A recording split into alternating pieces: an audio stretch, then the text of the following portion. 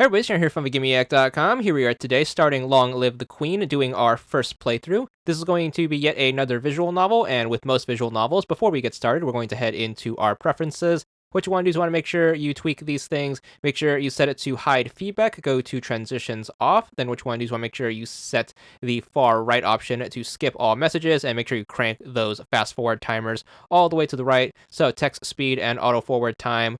And then once you have those set, just make sure you go to return to head back to the main menu, and then we're going to start up the game. Once it starts up, make sure you hit that right bumper to start fast forwarding. You're going to get to your first choice right here, which is basically going to just ask you if you want to hear the tutorial or not. You can pick whatever option. Not totally necessary since you are going to be following this guide, so make sure you skip it if you don't want to sit through it, but this is going to be pretty inconsequential here. So once you get past that, you're going to get into the actual game. Now, the game is going to be a little different than most visual novels, as it's going to have a heavy RPG aspect to it in terms of how stats and stuff works. You're going to want to follow this guide exactly to the letter in order to get through this to get all of the achievements. So to oversimplify things, this is how the game is going to work. Basically, the game is going to be broken up into 40 different weeks. At the start of every week, you are supposed to pick two classes, one in the morning and one in the evening. The classes are basically going to be the ways that you improve your character's stats, and you are going to need to have your stats in a certain place as you get further into the story. So you're going to have to pick these classes very specifically. So to get back to our playthrough, which one is you want to make sure you go to classes, you're going to want to select economics, and then under economics, you want to make sure you pick accounting. You're going to do this for both the morning and the evening class, and that's basically going to level up that specific skill, which we're going to need for this specific playthrough. So once you have your classes selected, feel free to just hit start to confirm, and that's basically going to allow you to get back to the visual novel portion. You can continue to fast forward by hitting the right bumper. At the end of every week, you're going to be presented with this map, which is basically going to be your weekend activity. These are also going to have to be very specific, so you're going to want to choose whatever one corresponds with the guide. So for this one, you want to make sure you pick Visit Charlotte Lady Merva as your first weekend event, and that's basically going to take you into the next week. So that's going to take us into week 2. So just like before, we're going to start out the week with choosing our classes. So make sure you head down to classes, and then we're going to keep this the same as the first week. So make sure you have those both set to accounting. Once you have that, hit the start button, and then you're going to get to the visual novel portion again, and then we're just going to fast forward. During week 2, you're going to be introduced to your first traditional visual novel choice. Pretty simple. It's going to work like pretty much any other visual novel. All you have to do is just make sure you choose the correct one, and then you can move on from there. So for week 2, you want to make sure you pick the topmost choice, which is going to be choice number 1. Then we're going to wrap up by picking our weekend activity, and then we're going to get into the third week. And that's basically going to cover it in terms of the basic gameplay loop. All you have to do is just make sure you follow the guide exactly how we have it laid out. Make sure you're choosing all of the correct classes, the correct weekend activities, and the right traditional visual novel choices as they come up. And as long as you follow this guide to the letter and don't make any major mistakes, you should be good for every single achievement that this playthrough is going to be intended for. So the text guide is going to be in the margin of the video. Just make sure you follow that along, and we'll come back whenever there is going to be an esoteric thing we have to worry about. So first esoteric thing we have to worry about is going to come into play on week 5. You should unlock your first outfit. Make sure you go over to outfits and make sure you equip it. This one's going to be the tuxedo. Basically, outfits are going to be stat buffs, so make sure you equip those, and you should be able to level up whatever stat that outfit goes to a lot quicker, which is going to be super useful in terms of going for our achievements. Again, make sure you follow these as they are going to be part of the guide. You are going to need these outfits in order to get yourself the achievements that the intended playthrough is going to be covering.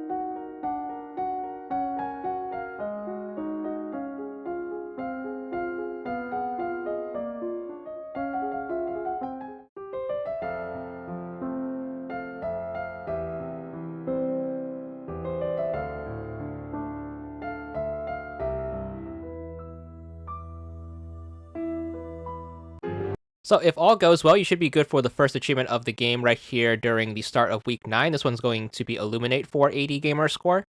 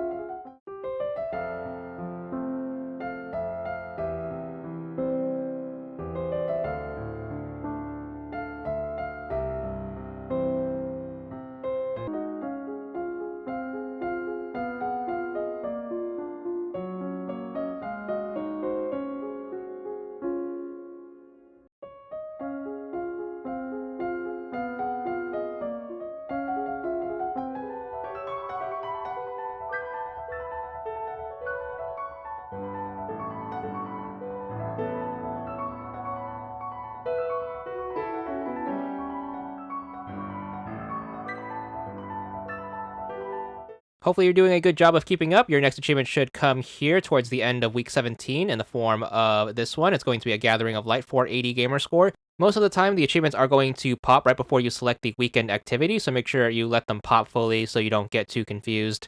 Now, as soon as you start up week 18, this step is going to be optional, however, highly recommended as it's going to save you a bunch of time in your second playthrough. Make sure you open up the menu and make sure you save the game. Save in slot 1, as we are going to be referring back to this to save time in our second playthrough. That way we don't have to replay the first 17 weeks for that. So a little bit of a time saver here. Again, comes highly recommended, even though it is going to be completely optional. Then once you have that, just make sure you get back to the main gameplay loop.